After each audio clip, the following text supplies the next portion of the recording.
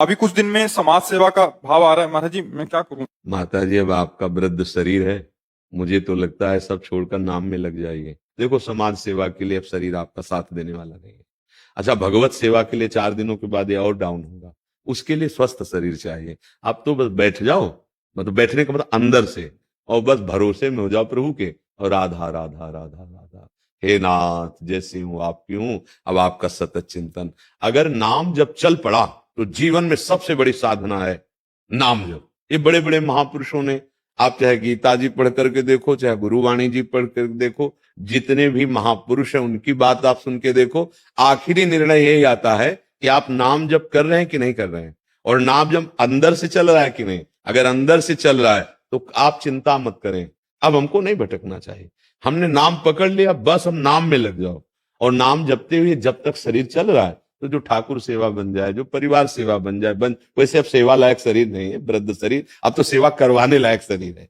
वृद्ध शरीर है ना, अब तो धीरे धीरे और ये क्षीण होता जाएगा। तो भगवान का भरोसा दृढ़ करो और नाम जप करो, यही सर्वश्रेष्ठ है। मुझे जानना है कि क्या आपकी जैसी दिनचर्या होगी तभी भगवत प्राप्ति होगी? जब हमारा लक्ष्य बन जाता है कि मुझे भगवत प्राप्ति करनी है, तब फिर बात दूसरी बन जाती है। अब जो आज हमारी दिनचर्या है, आज की थोड़ी है, बचपन से लड़ाई लड़ी है नींद से। अभी दिनचर्या आज के अभ्यास से हो जाएगी क्या? हमें देखना है कि सोने में लाभ क्या है। जब हम सोते हैं उस समय संसार की याद भूल जाती है। 4 घंटे, 5 घंटे, 6 घंटे, 7 घंटे, तो हमारी इंद्रियों में पुनः बल, ऐसा लगता है ताजगी आ गई। और अगर वही संसार का चिंतन भजन के बल से भुला दिए, उसमें संसारिक चिंतन तो केवल भूलता है, सुषुप्ति में और क्या है?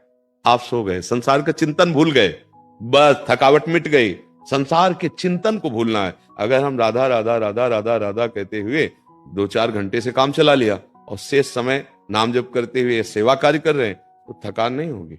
आप ब्रह्मचर्य को नष्ट करते जहां खूब बलवान पदार्थ पाए, अगर आप, खास बात है, आप अपनी जीवनी शक्ति का संरक्षण नहीं करते तो भूल जाओ कि आप दिनचर्या निभा पाओगे।